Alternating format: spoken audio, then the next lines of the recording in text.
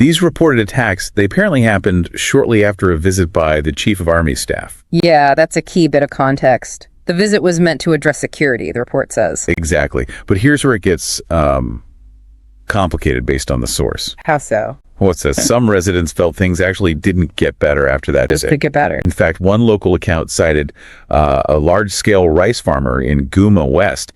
He apparently said things got worse. Worse. Wow. Yeah, he's quoted saying he lost over 50 people in just 3 days in his area, right after the military leadership left, according to this account. I don't even know where to start expressing my sadness, my grief, my anger, my frustration for these things that keep happening over and over and over and over again.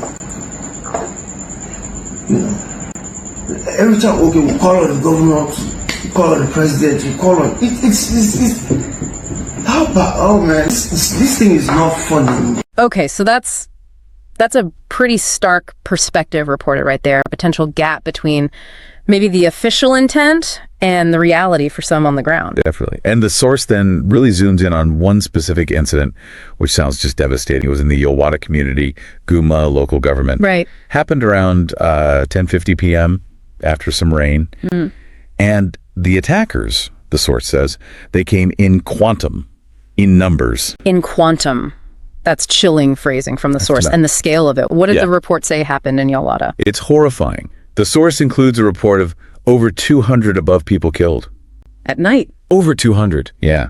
And the descriptions are awful. Attackers reportedly burning places, burning houses with people inside, even children. Oh, no. That gives these really harrowing examples, like an elderly man who reportedly lost children burned in his house.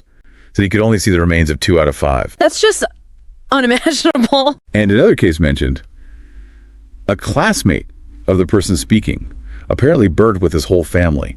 The source points out it made identifying the bodies incredibly difficult. Just horrific. Is there anything else from that specific incident? Well, interestingly, amidst all that, the source does mention a small detail.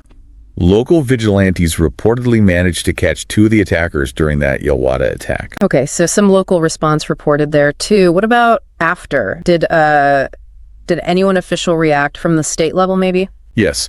The source says a state representative visited the scene, and his reaction, as reported, was one of shock.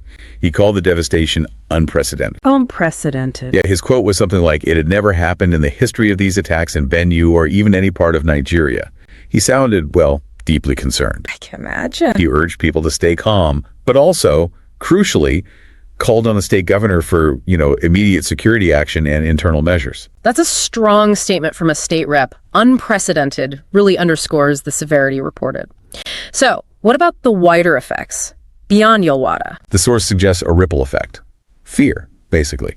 Nearby communities reportedly started moving out. Displacement. Exactly. Leading to displacement, which the source notes adds to existing abject poverty and, of course, food insecurity. People leaving their farms, their homes. So it's the violence, but also the fear and the displacement creating these bigger problems. And it wasn't just contained to that rural area, was it? The source mentioned the capital. That's right. It points out that earlier that same Thursday, residents in North Bank, which is actually within the state capital area, they also experienced attacks. In the capital itself? Apparently so. And that caused real panic, the source says, because the violence felt, and I'm quoting here, way too close for comfort. Wow. Okay, so pulling all this together then, from this one AIT news source, the reports of things worsening after the visit, that horrific scale in Yelewata, the human cost, the representative calling it unprecedented, the fear, the displacement, even attacks near the capital, it paints a pretty grim picture. It really does. It depicts, well, a severe and widespread security challenge reported across different parts of Benue State. It highlights the immense human toll, lives, livelihoods, just basic feelings of safety, all reportedly impacted. Yeah, it certainly makes you think about the complexities, the immense challenges faced by communities in these situations, and frankly, how difficult providing security must be based on these accounts. Absolutely. And reflecting on what this source lays out, especially those local accounts and that urgent call to action from the state representative, it leaves you with a thought, doesn't it? Stemming right from the report itself.